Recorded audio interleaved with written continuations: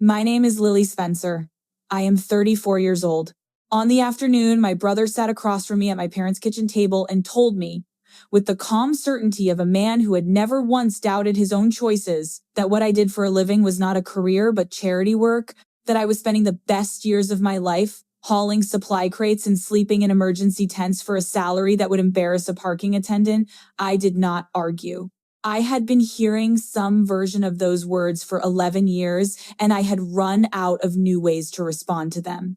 My mother was sitting to his left with her hands folded in her lap the way she did when she was waiting for me to agree with something I disagreed with. My father had retreated to the living room, which was where he went when family conversations threatened to become family confrontations. Richard was still talking. He had a way of talking that felt like being handed a document to sign. He said he wasn't trying to be cruel. He said he was worried about me. He said I needed to admit, honestly and openly, that what I did was not a real career and that it was costing me my future. I had been sitting with those words for 3 or 4 seconds, long enough to feel the weight of 11 years pressing down on a single Tuesday afternoon in February, and I had just opened my mouth to say something. I am still not entirely sure what it would have been when the doorbell rang. And everything I had been trying to find words for since I was 22 years old walked through the front door in a mail cart. This is what was in it. Lily Spencer grew up in Millbrook, Virginia, the middle child of 3. Richard was 8 years older and already at the University of Virginia when Lily was still learning long division.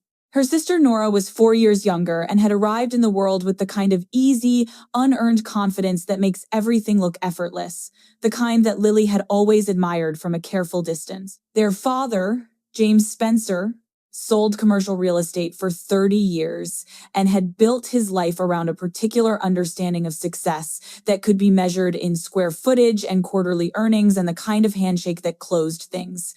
Their mother, Ellen, had been a school teacher for 12 years before choosing to stay home when Nora was born. She was a good mother. She was warm and well organized and baked birthday cakes from scratch every year without being asked and kept a jar of quarters on the kitchen counter for the church collection plate. She also believed, with a certainty that was not mean-spirited but was nonetheless absolute, that a life without financial stability was a life spent in perpetual risk, and that perpetual risk was something you chose for a decade in your 20s before choosing something better. Richard had validated everything their parents believed about how a life should go. He graduated from Virginia undergrad in 4 years, got into Georgetown Law, clerked for a federal judge in Richmond for 2 years, and joined a corporate firm in Washington before Lily had finished high school. By the time she was applying to colleges, he already wore good suits and had a parking space in a garage and called home on Sunday evenings. Their mother's face changed in a specific way when she heard his voice on those calls, the relaxing of a specific held tension, the way a person looks when a thing they were worried about resolves itself. Lily had been different from the beginning. Not dramatically, not in a way that made dinners combative or adolescence a crisis. She was quiet about it. Had always been quiet about it, the kind of quiet that can look like compliance until it doesn't. She did her homework and made decent grades and played soccer for 3 years in middle school before quitting because she had realized she was only playing because it was expected and she had a low tolerance for doing things purely because they were expected. She started volunteering at the Millbrook Fire Station when she was 15. Her father thought it was a phase. Her mother thought it was admirable as long as it didn't become an excuse to neglect her studies. Richard, who was home one Thanksgiving when Lily mentioned it, said it was good that she was getting experience, which was the way he said most things he thought were fine for now and would eventually be replaced by something serious. She had studied emergency management at Virginia Tech. She had arrived at this decision over the course of her junior year of high school, reading everything she could find about FEMA and the logistics of mass evacuation and the gap between what emergency planning looked like on paper and what it looked like at 3 a.m. when 400 people needed to get out of a flood zone. She had told her family at a Sunday dinner the spring before her senior year. Her father had put down his fork and asked what exactly someone did with a degree like that. Lily had explained it the best she could. She wanted to coordinate disaster response. She wanted to work in the field. She had been reading about the international relief organizations and about the domestic operations that handled wildfires and hurricanes, and she knew that the work she was describing was real and that it existed and that there were people who trained for it the same way people trained for any other profession. Her father had nodded slowly and said it sounded like government work. Her mother had asked whether it paid well. Richard, who had been visiting for the weekend, had asked a question about whether these were typically nonprofit positions, and he had said the word nonprofit with a slight but audible inflection that Lily had heard as both a question and a verdict. She went to Virginia Tech anyway. She loved it with an immediacy that surprised her, the depth of it, the sense that she had found the specific room in a very large building that had been built for her. She found her people there, the ones who stayed late arguing about evacuation route optimization and had opinions about the gaps in the Stafford Act and got genuinely angry about the logistical failures of the 2005 hurricane season. She graduated 22nd in her class. She had a job before graduation with a regional emergency management nonprofit headquartered in Richmond at a salary of $29,000 a year. She slept on an air mattress in a studio apartment in the Fan District and drove a 12-year-old Civic with a dent in the rear bumper and a diagonal crack in the back window she kept meaning to get fixed and never did. She was the happiest she had ever been in her life. She understood, entirely unable to explain this to her family in a way that would be received as anything other than a concerning symptom.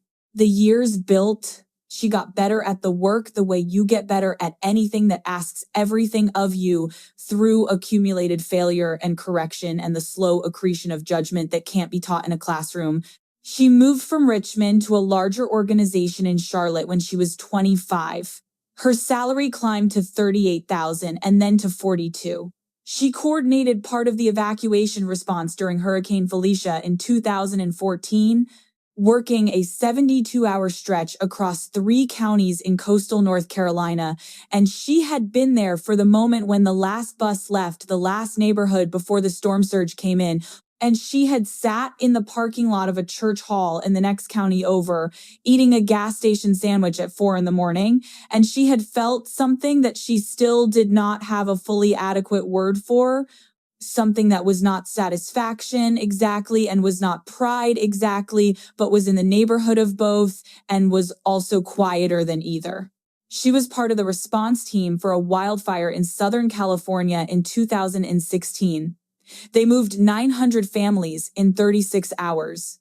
She learned how to read topographical data and fire behavior models and how to have the argument with local officials who didn't want to issue evacuation orders because they didn't want to cause panic.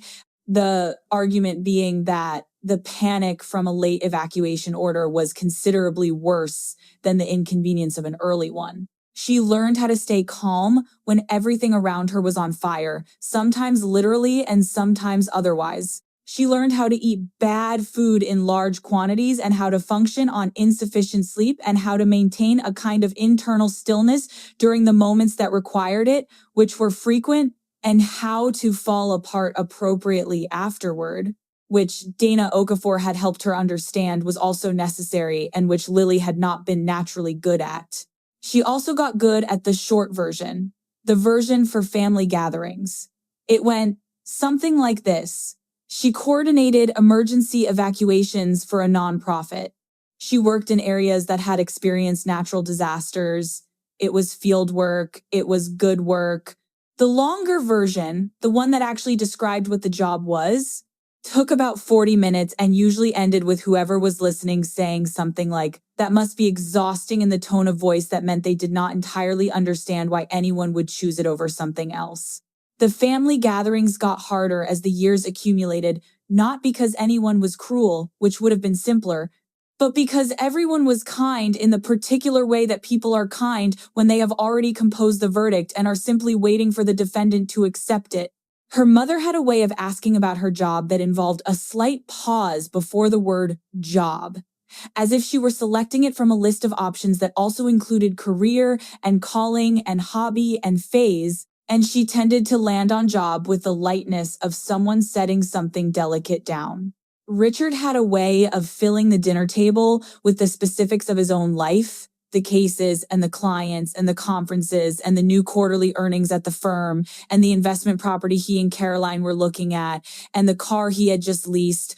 And then he would turn to Lily with genuine interest and ask how things were going for her. And Lily would give the short version, and then her mother would ask if she was seeing anyone, and the conversation would redirect to the question of why Lily did not yet have a serious relationship, which was a slightly easier terrain. She had back pain. This was a thing the family knew about in the way you know about something that has been described to you but that you have not witnessed, which means you know it abstractly and do not fully believe in its texture. 3 years before the afternoon in question, Lily had been coordinating a supply distribution operation at a community center in Hattiesburg, Mississippi, in the weeks after a tornado had cut through the county. A section of metal shelving in a back storage room had collapsed under the weight of improperly stacked water cases.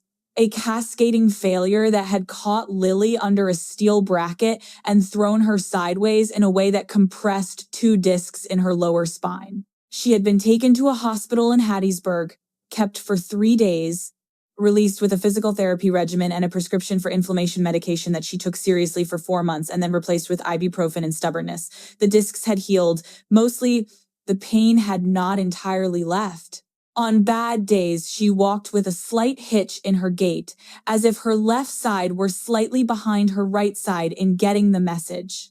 On very bad days, she needed to sit still for an hour in the morning before her back cooperated with what she was asking of it. She did not describe the bad days to her family because she already knew what they would say and she did not want to hear it.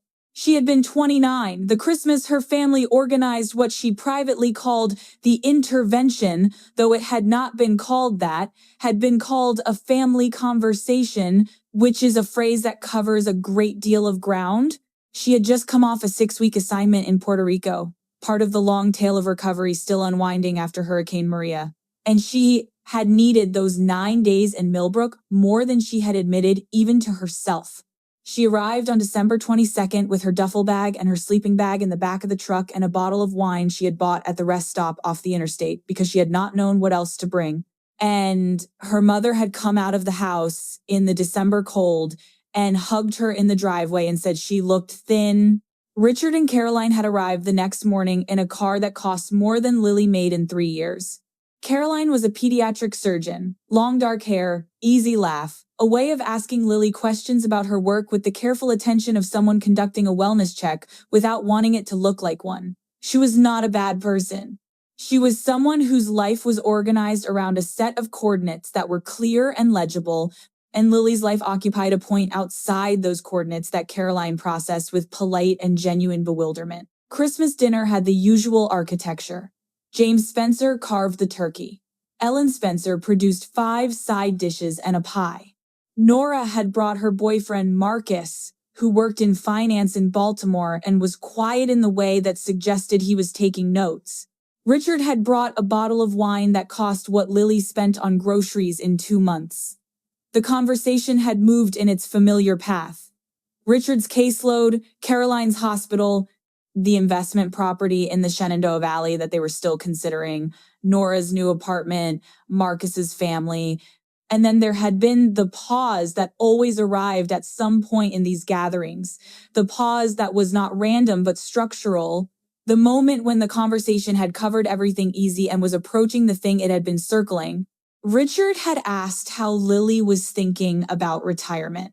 It had come out of a discussion about the Shenandoah property. He had been talking about equity, and he had said that everyone needed to be thinking about equity at this stage, and his eyes had moved to Lily in a way that was natural and also deliberate. He said that with her salary level and the instability of nonprofit funding, she needed to be doing more planning now. He said he could connect her with the financial advisor his firm used. He said he just wanted to make sure she had a plan. Lily had said she had a retirement account through her employer. Richard had asked what percentage she contributed. Lily had said 3%. Richard had been quiet for a moment. Then he had said, without cruelty, that 3% at her income level was not sufficient. He had said it in the tone he used when he was delivering information that was unwelcome but necessary, the tone of a doctor giving a diagnosis. Their mother had reached across the table and touched Lily's hand. Their father had refilled his water glass. Lily had looked at her plate and calculated, not for the first time, how many more years this particular conversation had ahead of it. She had driven back to Charlotte on the 26th without saying goodbye to Richard. She had texted him from the highway, heading home, safe travels. He had responded with a thumbs up. She had driven the rest of the way with the radio off, not out of anger exactly, but out of the need to be inside her own head for a while without any additional sound. Dana Okafor had entered her life 2 years before that Christmas, transferring from the Atlanta office to Charlotte on a Wednesday in October and announcing herself on her first morning by sitting down next to Lily in the morning briefing and saying, before the meeting had even started, that she needed the honest rundown on who in this office was actually useful and who was waiting to take credit. Lily had looked at this person, this direct, bright-eyed woman in her mid-30s with a thermos of coffee and an expression that suggested she did not have a great deal of patience for nonsense, and had given her the honest rundown. They had been each other's person since. Dana was Nigerian-American, raised in Atlanta, trained in logistics coordination before moving into disaster response. She was built like someone who did not have time for nonsense and moved through spaces with an efficiency that Lily had spent 2 years trying to learn. She brought Lily coffee in paper cups from whatever convenience store was nearest the staging area and called them emergency rations. She kept a running list on her phone of the most absurd things she and Lily had been told during field operations, which included the time a county commissioner in Arkansas had asked, during a flash flood evacuation, whether the water would respect the county boundary. Dana had been Lily's emergency contact for 3 years running because the form had to say something and Dana was the person Lily would actually want there. Dana knew about the family. Not all of it, but enough. She knew about the Christmas dinner and the retirement conversation. She knew about Richard and the housewarming and the comment by the bookshelf. She knew about Ellen Spencer and the Sunday phone calls and the pause before the word job. She knew about the comment about $48,000 a year, which Richard had researched based on Lily's job title and mentioned to their parents in a conversation Lily had not been present for, and which their mother had inadvertently repeated the next time Lily visited. Having thought Lily already knew, Dana had not said much when Lily told her any of this. She listened in the way that some people are able to listen, fully and without starting to compose their response. While you were still talking, and then she made a bad pun to break the tension and handed Lily another gas station coffee, and the conversation moved on. The assignment in Oklahoma in 2022 was 8 weeks in the summer, coordinating recovery operations in 2 counties that had been hit by an EF4 tornado in July. The tornado had taken out a significant portion of 2 small towns in the southern part of the state, and the recovery work was the slow, grinding kind, the kind that lacked the urgency of an active evacuation, and instead operated in the long exhale of people trying to put things back together when things that cannot be put back together are mixed in with things that can be. Lily had lived for 8 weeks in a travel trailer parked in a field outside Chickasha. She had eaten gas station food and diner food and the occasional meal from a church group that showed up with a van full of covered dishes. Her back had strong opinions about the travel trailer's mattress. She managed them with ibuprofen and the deliberate decision not to discuss it. She came back to Charlotte in September and remembered the housewarming on a Friday and drove 4 hours to Millbrook on a Saturday. She showed up in clean jeans and a flannel shirt and work boots to a house with a BMW and a Lexus and an Audi in the driveway and a catering spread in the kitchen, and people from Richard's firm discussing things at a register Lily was too depleted to fully follow. She parked on the street. She stayed for 90 minutes. A woman standing next to Caroline had asked if she was Richard's sister, and Lily had said yes. And the woman had said, "Oh, you're the one who does the relief work," in the specific tone people use when they are describing something they find earnestly charming and cannot personally imagine choosing. Richard had found her by the bookshelf. He had asked how Oklahoma had been. She had given the short version. He had said she looked tired. She had said she was a little tired. He had said he worried about her, the salary ceiling, the physical wear, the absence of a clear trajectory. He had said calling was a different thing from career and that she needed to be honest with herself about which one she was pursuing. He had said it with genuine concern, without malice, with the specific quality of concern that had become the dominant sound in her family, which was the concern of people who loved you and had decided what your life should look like and were waiting with decreasing patience for you to decide it too. She had driven back to Charlotte that night without eating any of the cheese. She had called Dana from the highway. Dana had asked how it went. Lily had described the cheese boards and the parking situation and the conversation by the bookshelf. Dana had been quiet for 3 or 4 seconds and then said that calling was a strong word for something that had saved 946 people. Lily had gone quiet too. She had said that Dana was the only person in her life who knew that number. Dana had said she was going to note that, for the record. They had talked about the Oklahoma assignment for the rest of the drive, and by the time Lily got back to Charlotte, the thing in her chest had loosened a few degrees, which was what talking to Dana did. She needed to explain the number. 946. The Clearwater Bend operation had been in October of 2022.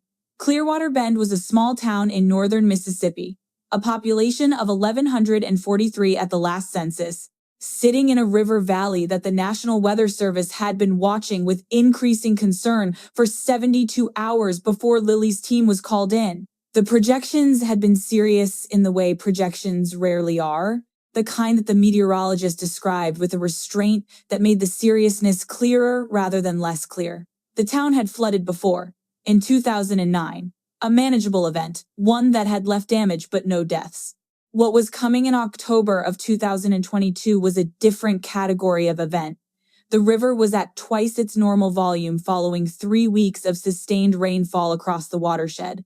The reservoir upstream was at 94% capacity, and the reservoir's operators had already begun controlled releases to prevent a catastrophic failure, which meant the water downstream was going to rise regardless of what the weather did next.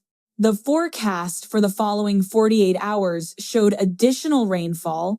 Lily arrived in Clearwater Bend at 5 in the morning on a Tuesday in October with a team of 7 and a logistics plan she had been refining for the entire 4-hour drive from Memphis. She had done advanced coordination with the County Emergency Management Office and the Sheriff's Department during the drive. She had school bus allocations from 3 districts. She had hotel and shelter blocks in 4 towns within 60 miles. She had a list compiled with the help of the county's records of residents with mobility limitations who would need individual assistance.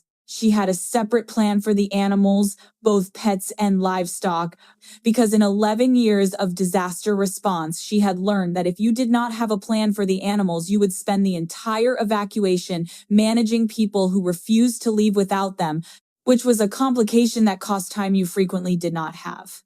Mayor Gerald Fossey had met her at the community center at 5:30. He was in his early 60s, broad through the shoulders, wearing a rain jacket over what appeared to be pajama bottoms, and he had looked at her with the specific expression that male officials of a certain age and disposition sometimes gave her in these situations, the preliminary appraisal that said his cooperation was pending evaluation.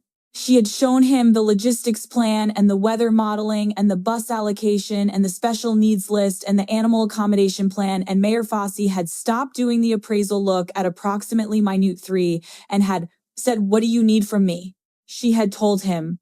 He had provided it. The evacuation had taken 11 hours. They moved 946 residents. They lost count of the animals at some point in the early afternoon. The livestock situation had involved a sequence of events that Lily later summarized for Dana as logistically unclear but ultimately successful. The last bus had left the main road at 4 in the afternoon with Lily and the deputy sheriff following in their respective vehicles. She had been the second to last person to leave Clearwater Bend that day. The flood arrived at 6:17 that evening. The river crested at 14 feet above flood stage. It was the worst recorded flood in the county's history. The water reached the second story of the community center where Lily had been coordinating the operation 10 hours earlier. 3 vehicles that had been left in the parking lot were recovered 2 miles downstream over the following week. Nobody was hurt. 946 people were in hotels and church halls and with relatives in surrounding counties when the water arrived. Lily had not slept in 31 hours. She had eaten half a protein bar and taken 3 ibuprofen at the 2-hour mark and then at the 7-hour mark when the first 2 had not been adequate. She sat in the parking lot of a church hall in Corinth at 6:30 in the evening and watched the sky darken and ate the other half of the protein bar and called her mother's voicemail because it was a Sunday and she always called on Sundays. She said she had just finished a big operation in Mississippi, flood event, everyone got out safely, she was fine, she'd call properly next week. Then she had found the cheapest motel with a vacancy within 3 miles and had slept for 11 hours on a mattress that her back would later file a formal complaint about. The Sunday call the following week had followed the usual shape. Her mother had asked how she was. Lily had said she was doing well. Her mother had asked about the Mississippi assignment. Lily had said it had gone well. Her mother had said that sounded like stressful work and was Lily taking care of herself. Lily had said yes. Her mother had said that Richard's firm had just been profiled in a legal industry publication and wasn't that something. Lily had said it was great. Her mother had said she'd send the link. Lily had said thank you. She had driven the rest of the way to Charlotte with the radio off, listening to the sound of the highway, which was better some days than music. The year and a half between Clearwater Bend and the afternoon in Millbrook moved the way time moves in disaster relief work, which is not steadily, but in the alternating rhythm of sustained emergency and administrative quiet, the surge and the exhale. She worked a coastal flooding event in South Carolina in the spring. She spent 6 weeks in Kentucky after record rainfall caused river flooding that displaced hundreds of families in eastern counties. She got her Spanish language crisis communications certification during a period between assignments and used it within 3 weeks in South Texas during a flash flood response. She turned 34 in November in the recovery staging area outside Beaumont, and Dana had produced a single-serving birthday cupcake from somewhere inside her gear bag and set it on Lily's knee and said, "Happy birthday, you absolute disaster management professional." And Lily had laughed until her back reminded her that laughing was also a physical activity. Through all of it, the family gatherings continued in their structure. There was a Thanksgiving where Richard had brought a printed article about the financial instability of the nonprofit sector and left it on the kitchen counter, which her mother had found later and placed in a kitchen drawer, which Lily had later found in the drawer and placed in the recycling, and which none of them had explicitly discussed.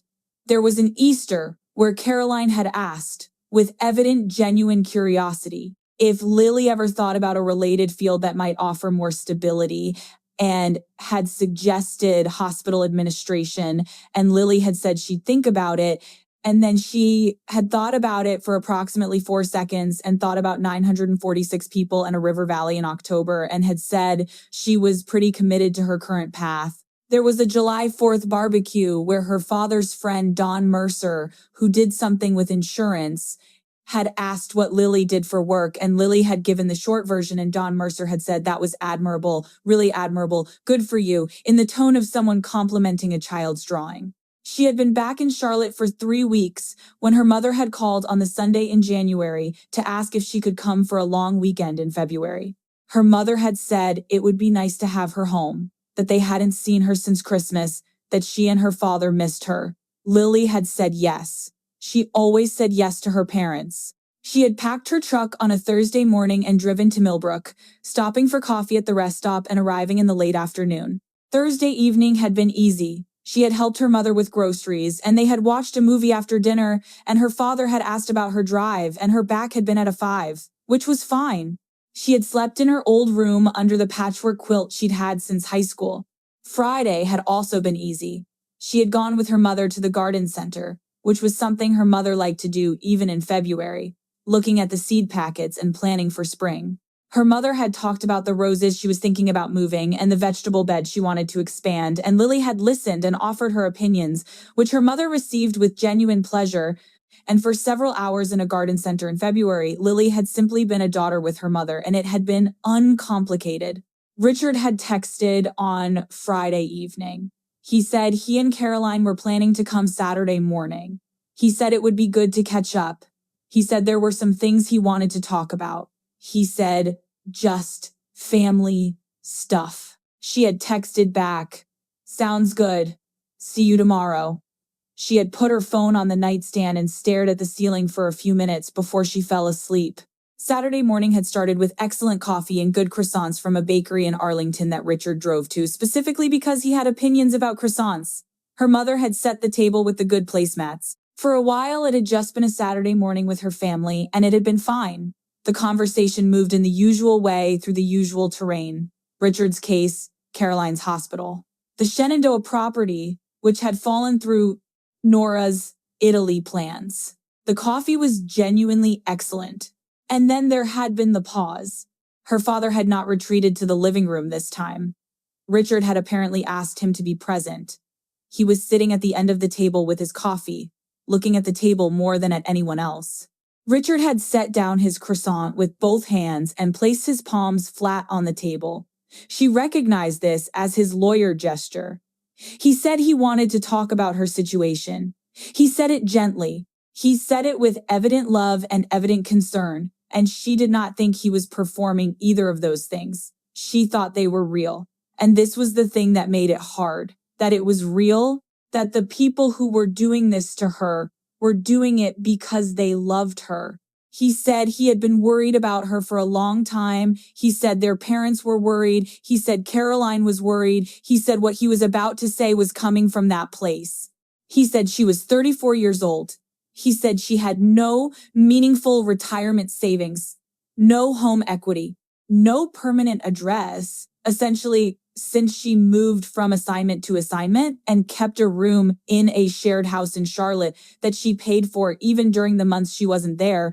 He said she had been doing this for 11 years and the compensation had not meaningfully improved and the physical demands were only going to become harder as she got older, and the funding instability of the nonprofit sector meant she had no guarantee that her position would exist in 2 years, let alone 10. He said he was telling her this not to diminish what she did, but because he loved her and because he had the ability to help and because nobody else was going to say it plainly. He said what she did was charity work. He said it with sadness. He said it with the sadness of a verdict delivered to someone who was going to be disappointed by it. He said it was admirable and he said it was valuable and he said these things were real. But he said admirable and valuable did not constitute a sustainable life plan and did not build toward a future and did not pay a mortgage and did not support a family if she ever wanted one. He said he had contacts. He said Caroline had contacts in hospital administration and in the healthcare nonprofit space and in several other adjacent fields where her skills would transfer and where the compensation and stability would be categorically different from what she had now. He said all she had to do was say yes and he would make calls. He said she needed to admit this to herself. He said admit it openly and honestly. He said that was the first step. Her mother had her hands folded in her lap and was looking at Lily with something that was hope and sorrow in equal parts. Her father was looking at the table. Lily sat with the words. She was 34 years old. She had been doing this for 11 years. She had supervised the evacuation of 946 people from a river valley before the worst recorded flood in the county's history. She had helped move 900 families out of a wildfire zone in 36 hours in Southern California. She had worked 72 consecutive hours during Hurricane Felicia. She had worked 31 consecutive hours in Clearwater Bend. She had eaten a remarkable quantity of gas station sandwiches in a remarkable number of states. She had a back that sent her detailed reports on its opinions about her choices. She had $48,000 a year and $11,000 in savings and a retirement account she contributed 3% to, and a truck with 112,000 miles on it and a tailgate that did not latch. And a coworker who brought her coffee in paper cups and called it emergency rations and was the best person she knew. She opened her mouth.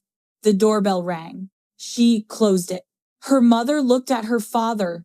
Richard looked at the front hallway. The doorbell rang a second time, followed by two deliberate knocks, and then a voice outside said the words "postal service" in a register that was apologetic for the interruption. Lily stood up. Her back registered its usual opinion about sudden movements, but she was already in the hallway. She opened the front door. The man on the porch was in his mid-50s with a salt and pepper beard and a postal service uniform under a rain jacket because it had been lightly raining since early morning. Next to him on the porch was a mail cart. Not a standard delivery cart, but the larger kind, the bulk mail variety, the one used for high-volume deliveries to businesses. It was full. He introduced himself as Gene Hartley. He said he had been delivering mail for 27 years and had never brought anything like this to a private address. He asked if she was Miss Lily Spencer. She confirmed. He read the address off a printed label. She confirmed it. He said the letters had been arriving at the local sorting facility for 8 days, all from the same origin postmark in Mississippi, all addressed to the same person at the same address, and the volume had triggered a review before delivery. He said he could confirm that the review had cleared and every item was legitimate and addressed to her by name. He said there were 312 of them. She stood on the porch in the February cold and looked at the cart. He said somebody had organized this. She said, "What town?"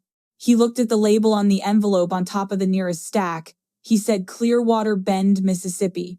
She stood there for another moment. She took a breath that was longer than the situation would seem to require. Then she said she'd get something to carry them in. Behind her, in the hallway, her family was gathering. She brought them in 3 trips with the cart, and then Gene Hartley carried the last 2 boxes through the front door himself and set them in the living room and tipped his hat at her mother, who thanked him with the bewildered graciousness of someone operating in conditions she did not yet have a framework for. He left. The family arranged themselves around the living room. Her mother sat in the armchair by the window. Richard and Caroline, who had come out of the kitchen at some point, stood near the entrance to the hallway. Her father stood at the edge of the room with his hands in his pockets and looked at the stacks of envelopes on the living room floor with an expression Lily could not quite read. She texted Dana from the hallway. 2 words. No explanation. Come now. She set her phone face down and went back into the living room. She picked up the top envelope from the nearest stack. White, standard, handwritten address. The handwriting was careful and slightly formal, the handwriting of someone who did not write many letters and had taken their time with this one. The return address was Clearwater Bend, Mississippi. She opened it. It was 2 pages, front and back, on lined yellow legal paper. She read it once to herself, standing in the middle of the living room, while her family watched. Then she looked up.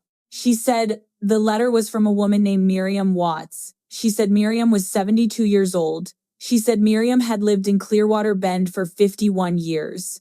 She said Miriam's house had been built by Miriam's husband Howard, who had died in 2014, and that Miriam had kept the house because it was the last thing they had built together. She looked at the letter. On October 11th, 2022, at approximately 6 in the morning, Lily's team had knocked on Miriam's door and helped her pack 1 bag and get into the second bus, which had taken her and 17 other residents to a church hall in Corinth, where they had slept on cots and eaten soup from a crock pot that a church lady named Bet had brought from her own kitchen and had kept full for 3 days. Miriam had learned the next morning that the water had reached the 2nd story of what had been her house. She said Miriam's house was gone. Then she said the other thing. She said Miriam's 3 grandchildren had been staying with her that week. Miriam's daughter worked in Memphis and had left the kids for what was supposed to be a long weekend. The oldest grandchild was 14. The middle one was 11. The youngest was 7 years old.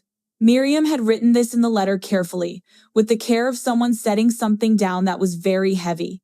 Lily stopped talking. She put the letter down at her side and pressed the back of her hand to her mouth for a moment. Then she lowered it. She said that Miriam's 3 grandchildren had been in that house on the morning the team knocked on the door. She said that without the evacuation, those 3 children would have been in the house when the water arrived. She said the water had reached the 2nd floor. The kitchen was completely quiet. The living room was completely quiet. Everything in the house was quiet. Dana arrived 40 minutes later. She had driven 3 hours and 20 minutes without being told why, which was something Lily had understood about Dana for 3 years, but which struck her again in the specific way that things you already know can strike you. Dana walked through the front door in her coat and looked at the stacks of envelopes and at Lily's face and sat down on the living room floor next to the nearest pile without saying a word. Lily's mother offered her coffee. Dana said yes. Her mother went to the kitchen. Dana and Lily sat on the living room floor together. The family found places around the room. They read the letters. Not all of them. 312 letters takes longer than one afternoon. But they read many of them. Dana and Lily opened envelopes and read, and when they found ones that needed to be read aloud, they read them aloud, and the room accumulated the weight of them, the way a room accumulates weather, slowly and then all at once. There was a letter from a man named Earl Dawson, 58 years old. He had a dog named Fletcher, a brindle mutt he described in the letter as the most useless animal he had ever owned and also the thing he loved most in the world, which Earl noted were not in contradiction. Earl had been evacuated in the first bus that morning. In the confusion of the loading, he had not been able to find Fletcher, and he had boarded the bus, and the bus had started moving. He had looked through the back window. He had seen, in the yard where the ground was already submerged to ankle depth, a woman in an orange vest walking back toward his house. He had seen her go around the side where the porch was. She had come back around the corner with Fletcher. She had carried that dog in her arms back through the rising water to where the other vehicles were staged. Earl wrote that he had not learned the woman's name until Miriam had organized the letters and sent word through the town. Earl wrote that he was not a person who wrote many letters, but that he had written this one because Fletcher had died the previous spring at the age of 11, and he had died on the back porch in the afternoon sun, and Earl had been with him, and it had been peaceful, and Earl had wanted someone to know that Fletcher had lived those extra years because of her. Richard asked quietly if he could read that one. Lily handed it to him. She watched her brother read Earl Dawson's letter. She watched his face change in the way a face changes when something fixed moves. He read it once, he read it again. Then he looked at her, not at the letter. His hands had the paper very still. He said, "She went back for his dog." Lily said yes. He said, "You went back into the water for someone's dog." She said the water hadn't been that deep at that point. It had been closer to ankle depth. Her back had expressed its feelings about the activity later in the evening. He did not smile at this. He looked at the letter again. Then he looked at their mother. He said, "She went back for someone's dog, Ma." Their mother had her hand over her mouth. He said it again, more quietly, like the repetition would complete some sentence that had started at a dinner table years ago and had not yet found its ending. Their mother's eyes were wet. Lily watched her mother process this, watched the thing that her mother had understood as charity work translate in real time into a woman in knee-deep water in the early morning dark, going back for someone's dog. Lily watched her brother set down Earl Dawson's letter and look at the stacks of envelopes still remaining on the living room floor. She watched him do the arithmetic. 312 letters from a town of 1,100. Written by hand and mailed to an address in Virginia that they had gotten from Miriam Watts, who had organized this not because anyone had asked her to, but because she had needed to say something in a form that could be held. Richard set the letter carefully on the cushion next to him. He said, quietly, that he hadn't called her. Lily looked at him. He said, after the Clearwater Bend flood, he had seen a news segment on cable flooding in northern Mississippi, historic event. He had not initially registered the town name. He had seen, in the background of one of the shots, a woman in an orange vest standing at the door of a bus helping someone board. The shot had lasted less than 2 seconds. He had not been certain it was her, but something had made him watch the next segment too, and there had been another shot, a wider one, showing the staging area. And he was still not certain, but something had made him pull up his phone. He had found Lily's organization's website, and there had been a statement on the front page about their response to the northern Mississippi flooding. He had looked at the picture on the statement. He had recognized her. He said he hadn't called. He said it the way you say something when you have been carrying it for 2 years and the weight of it has been redistributed into anger that was never actually about what it appeared to be about. He hadn't called because he had told himself it wasn't his place to make a big thing of it. He had told himself she was probably fine, that it was her job, that she knew what she was doing. He had told himself that if something had been wrong, she would have reached out.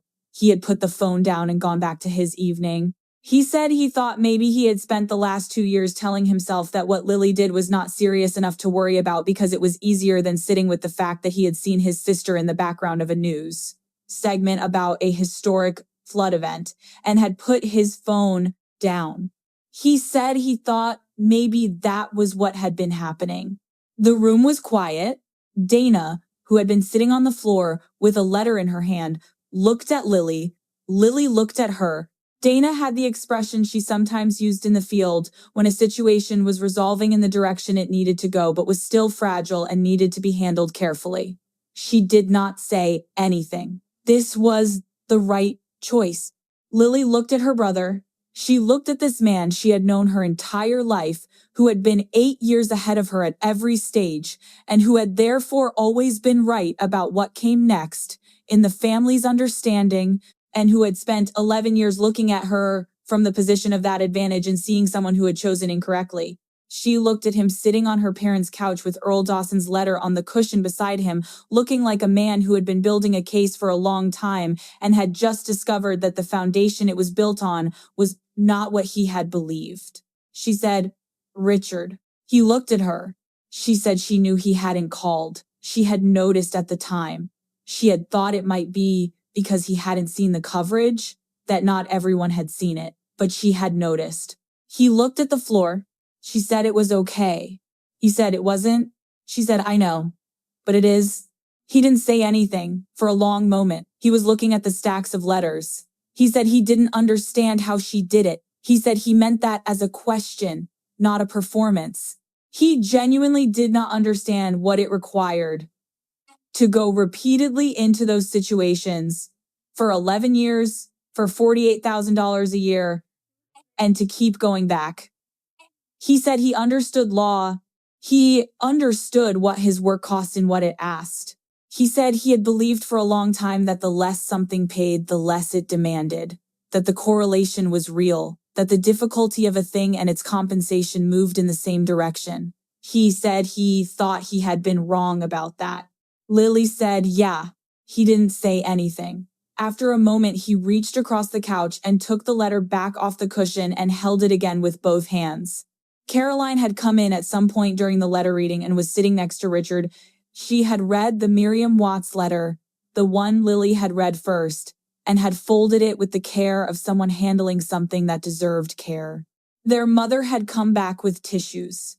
Their father was in his armchair and had not said anything through the entire sequence of events, but when Lily glanced at him, she found him looking at her with an expression she had not seen on his face before. She had known her father's face for 34 years. This was a new expression. It was the expression of someone revising something they had believed for a long time. He said, "Were any of those kids yours?" She didn't understand the question at first. Then she understood. He meant Miriam's grandchildren. He meant had she been the person who had helped them out. She said it had been a team operation. She said she couldn't tell him which specific team member had been with Miriam that morning. He said, "But you ran it." She said yes. He said, "Okay, just that." He said okay and sat back in his chair and looked at the stacks of envelopes on his living room floor. There were more letters that afternoon and into the evening. There was a letter from Helen Chu, a retired school teacher who had been having 9 of her former students at her house for a reunion that week, all of them adults now, who had happened to stay an extra night and had been evacuated with Helen in the 4th bus. Helen wrote that the 9 of them now had a group text message called Clearwater Survivors, which was mostly memes but was occasionally serious, and that they talked about the October morning every year on the anniversary. There was a letter from the Beaumont family, mother and father, and 4 children, who had gotten out in the third bus with two cats in separate carriers and their youngest daughter's goldfish in a plastic bag because the daughter, who was 6 at the time, had refused to leave without it. The fish had survived the evacuation and had lived for 14 more months before dying of what the letter described as natural causes. The fish had been named Splash. Lily had to read the fish's name twice to be certain she had it right, and then she had read it aloud, and something in Dana's expression suggested she was containing a strong reaction. There was a letter from Mayor Gerald Fossey on official town letterhead, brief and formal. It contained a sentence that Lily read to herself twice before reading aloud. The mayor wrote that the town of Clearwater Bend owed Lily Spencer a debt it could not repay but intended to spend some time trying. Attached to the mayor's letter, folded once, was a page from the Clearwater Bend Elementary School yearbook, the 2023 edition, the year after the flood. The dedication page, where schools traditionally place their motto or their message, had been given over to a drawing done by the students. The drawing showed a line of yellow buses and a woman in an orange vest, and above it, in the careful, slightly irregular lettering of elementary school children who were doing their best, "Thank you for coming back for us." She looked at the drawing for a long time. Dana had gotten up from the floor at some point and was standing beside her. She looked at the drawing too. She put her hand on Lily's shoulder, briefly, on the side that didn't have the old injury, and then she went to refill her coffee. Ellen Spencer had begun making soup at some point in the mid-afternoon from what was in the refrigerator, the way she had always made something from what was there when the household needed something to do with its hands. By 7 in the evening, the kitchen table had been cleared and reset, and everyone had soup, and the stacks of letters were still in the living room, and the conversation was different than it had been that morning. For the first time in 11 years, Lily answered the questions about her work fully. Her father asked about the logistics of the Clearwater Bend evacuation, the timing and the routing and the bus allocation. And he asked good questions, the questions of someone who had spent a career thinking about logistics problems and recognized the architecture of one. Lily walked him through it. She described the weather modeling and the evacuation route design and the complications with the livestock and what it meant practically to coordinate 9 school buses through a town that had 12 hours before it would be underwater. She answered the follow-up questions. He listened in a way that was different from the way he usually listened, with the full attention of someone encountering something new. Richard asked about the back injury. He had known the basic version. He asked for the real one. She told him about the shelving unit in Hattiesburg and the 3 days in the hospital and the 4 months of the prescription and then the ibuprofen and stubbornness. He said he hadn't understood it had been that serious. She said she hadn't made it a major thing at the time. He said clearly, and he said it without judgment, filing it somewhere. Caroline asked Dana how long they had known each other. Dana said 3 years, and that her primary function was keeping Lily functional, which was both a joke and accurate. Caroline laughed genuinely at this. Dana smiled in the way she smiled when she had accomplished something she was aiming for. Ellen Spencer said she wished she had understood what Lily was doing. She said she had known the words. She had known her daughter went to disaster zones and coordinated evacuations and worked with emergency management organizations. But she said she had been hearing those words in a particular way, through a particular lens, and through that lens what she had seen was her daughter, who was stubborn and idealistic and had not yet found the right path. She had been waiting for Lily to find the right path. She hadn't understood that Lily had been on it. Lily looked at her mother. Her mother said she was sorry. She said she meant it, not as a formula, but as a fact. She was sorry for the Sunday calls and the pauses and the retirement questions and the holding of her daughter at arm's length from the thing that mattered most to her. She said she didn't fully understand it still and suspected she never would, not the way someone in it would understand it, but she said she understood now that it was real, that it had always been real. Lily said, okay. Her mother said she was proud of her. Lily said and meant it in a way she had not been certain she would get to mean it. I know. In the weeks after the February afternoon, things did not change entirely. They shifted, which is different. Richard did not stop having opinions about financial planning. Ellen Spencer did not stop asking if Lily was eating enough on the Sunday calls. These were structural things baked into who these people were, and 312 letters had not been intended to undo them and had not. What changed was the thing those behaviors rested on. The foundation changed. Richard called on a Tuesday evening in early March. Lily was in Charlotte doing the administrative accumulation from 2 months of fieldwork. He asked how her back was. She said it was at a 5, which was decent. He said he had looked up the Clearwater Bend coverage in the news archives. He said there was quite a lot of it. He said he had watched the clips. She said, I thought you might have. He said he didn't know what to say about not calling in October of 2022. She said it was okay. She meant it more completely than she had meant it at the kitchen table.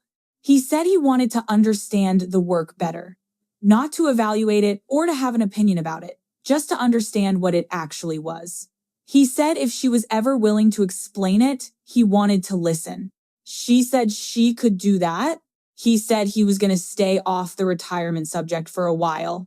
She said a while was fine. He said he was proud of her. He said it the way you say something when you have looked at what someone built and understood that it took something real to build it and that you were not paying attention when it was being built and are paying attention now.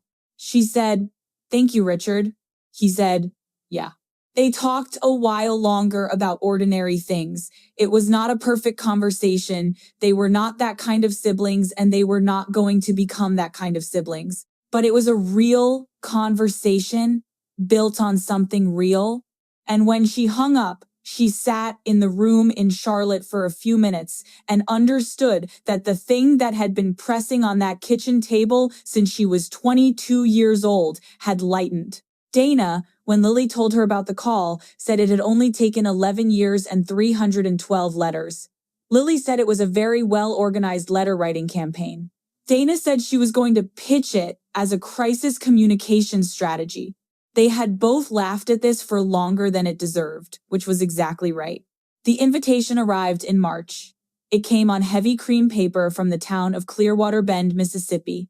An official card inviting Lily to the dedication of the new Clearwater Bend Community Center, which had been rebuilt on higher ground on the north edge of town. The dedication was scheduled for a Saturday in May.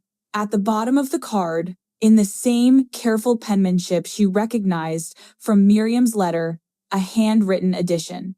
We would like you to come if you are able. You do not have to come, but we would like you to. She called Dana. She said she needed a weekend in May. Dana said she was already looking at hotels. They drove to Clearwater Bend on a Friday in May, 7 hours from Charlotte through Alabama and Mississippi, the drive that happens in stages the way long drives do. Music and then silence and then conversation of the kind that only happens in cars on long roads, the kind that goes to places it doesn't usually go. They stopped for gas twice and for lunch at a diner in Alabama where the pie was remarkable and the coffee was bad enough that Dana added it to her running list and assigned it a specific notation. Clearwater Bend in May was not what it had been in October. The streets were dry and ordinary. The trees were in full leaf. The river was present and behaved. They drove in on the main road, and Lily recognized the landmarks with the particular quality of recognition that attaches to places you have known under extreme conditions, a recognition that is more physical than visual, the body remembering what the eyes last saw under very different light. The new community center sat on a rise at the northern end of town, a plain, well-built structure with a wide covered porch and a flagpole and a parking lot designed with room for buses, which Lily noticed and thought was deliberate, which was the right kind of deliberate. There were folding chairs outside for the ceremony. A banner across the entrance read Clearwater Bend Rising. There were people milling around the parking lot and the porch and more arriving from the road. Miriam Watts was the first person Lily recognized. She was standing near the entrance with the bearing of someone who had organized this event and was making sure it was proceeding correctly. She was shorter than Lily had imagined from the letter, with white hair cut close, sharp eyes that moved quickly, and the hands of someone who had been useful with them for 7 decades. She spotted Lily from 20 feet away and walked toward her in a direct line. She said, "You came?" Lily said, You wrote 312 letters. Miriam said that 312 was how many people had written. She had hoped for more. She said this entirely without irony. Dana said, from beside Lily, 312 is not nothing. Miriam said it was a start. Lily laughed. The dedication ceremony was simple and correct. Mayor Fossey spoke about the rebuilding and about what the town had learned and about choosing to build on higher ground, both literally and otherwise. A pastor said a few words. Helen Chu read a piece she had written. Several of the letters that had been sent to Lily were read aloud with the letter writer's permissions, including Earl Dawson's letter about Fletcher. Earl was present in the second row wearing a jacket and tie and carrying a photograph of Fletcher in his shirt pocket, which he showed to the people sitting near him when the letter was being read. Lily had told Miriam in advance that she preferred not to speak. This was the town's moment, and not hers. Miriam had looked at her steadily and said, "You are allowed to receive things you know." Lily had said she knew.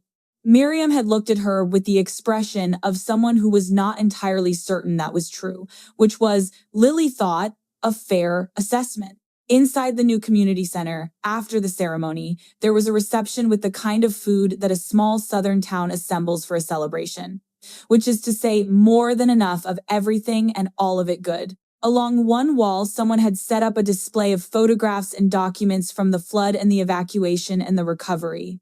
Lily walked along it slowly. There were aerial photographs taken the day after, showing the extent of what the water had done, the entire lower portion of the town submerged. The road she had driven the last bus out on no longer visible. There were photographs from the evacuation itself, taken on people's phones in the gray early morning light, the line of yellow buses, the orange vests of the team members moving door to door. She recognized the community center parking lot in one of them.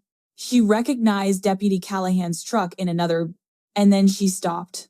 There was a photograph she had not seen before. She recognized herself, or recognized the shape of herself, the way you recognized yourself in a photograph taken when you were looking elsewhere. She was in the water. It was past her knees. She was carrying something overhead with one arm extended, and it took her a moment to understand what she was seeing. It was a baby carrier. There was an infant in it. She had no memory of this photograph being taken. She had a general memory of the water having been deeper in that section of Main Street than the projections had indicated, and a baby carrier having been involved in a sequence of decisions she would have described at the time as problem-solving. But she had not known a photograph existed. She looked at it for a long time. Dana had come to stand next to her. Dana looked at the photograph. She said, "There you are." Lily said, "I don't remember this being taken." Dana said, "That's the job. You didn't stop to look at yourself." Lily looked at the photograph and understood something that she thought she might have been close to understanding for a long time but had not yet had the right shape for. She had not been invisible. She had never been invisible. 312 people had known exactly where she was, what she was doing, what it had cost her, and what it had saved. They had written it down in their own handwriting on their own paper and mailed it in envelopes with her name on them. What she had been was elsewhere. She had been in places where she couldn't be seen from the kitchen table in Millbrook, and the kitchen table had mistaken her absence for failure. The letters were not recognition arriving late. The letters were proof that recognition had been happening continuously in river valleys and fire lines and emergency shelters, and in a group text called Clearwater Bend Survivors, and in a school yearbook dedication, and in a photograph of a woman in knee-deep water with a baby overhead while the town got itself to safety. The recognition had been real the whole time. It had just been located somewhere the kitchen table hadn't thought to look. She had not needed the letters to make the work real. The work had always been real. The letters were for everyone else. She looked at the photograph for another moment. Then she stepped back and found Miriam Watts standing nearby with 2 plates of food. Miriam handed her one. She said, "You should eat something." Lily took the plate. Miriam said, "You're staying for the full reception." Lily said, "It wasn't a question." Miriam said, "No, it isn't." She ate the food. She stayed for the full reception. She talked to Earl Dawson about Fletcher and about the spring weather in Mississippi and about Earl's daughter who had just had a baby, Earl's first grandchild, a girl born in February. She talked to Helen Chu about the Clearwater Survivors Group text and what it meant to have been there together. She talked to a 14-year-old named Jay, who told her he wanted to study emergency management and had been telling his school counselor this since he was in 6th grade.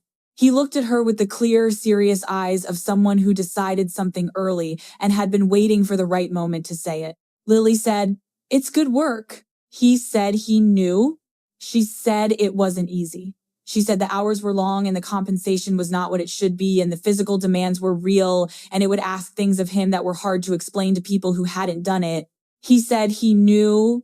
She said, "Okay then." He said, "Okay." She drove back to Charlotte on Sunday. Dana in the passenger seat, windows open because the weather was good, and the interstate through Mississippi in May is a specific kind of beautiful if you let yourself notice it. They talked and were quiet in alternating portions that felt right. Lily had a call on Monday about a coastal resilience planning project in Georgia, the slow, careful work that happened before disasters, the kind she had come to value as much as the emergency response. She was going to take it. She didn't know what came next after that. She didn't know if 11 more years would look like the previous 11 or if the work would find a new shape. She didn't know if her back would cooperate indefinitely, which was a question she had decided to hold loosely. She didn't know if $48,000 a year was where it would stay or if that would change. She did not have a plan in the way that Richard meant when he said plan. She had a direction. She had a photograph of herself in knee-deep water with a baby carrier overhead that she had not known existed. She had a letter from a man who wanted someone to know his dog had died in the sun. She had enough. Dana said, from the passenger seat, that they needed to stop for gas. Lily said she knew. The gauge had been below a quarter tank since Alabama. Dana said she had been watching it too and had been waiting to see how long it would take Lily to mention it.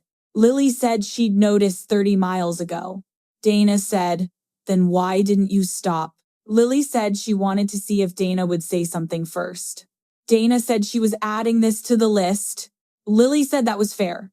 They stopped in Tupelo. The sky had turned orange and purple in the way it does in Mississippi in May when a day ends cleanly, without complications. Lily filled the tank and bought 2 coffees in styrofoam cups from the convenience store, gas station coffees, emergency rations, and handed one to Dana, and they stood by the truck for a moment before getting back in. Dana held her cup with both hands the way she always did when the coffee was hot. The truck needed an oil change. The tailgate still didn't latch. The back was at a 4, which was good. The sky was doing what it does in the South in the late afternoon in spring, which is to say it was doing more than it needed to and it was worth watching. Some people measure a life by what it earns. Some people measure a life by what it saves. Lily Spencer had spent 11 years learning that these are not the same thing and that only one of them matters when the water starts to rise. She got in the truck. She started the engine. She drove north.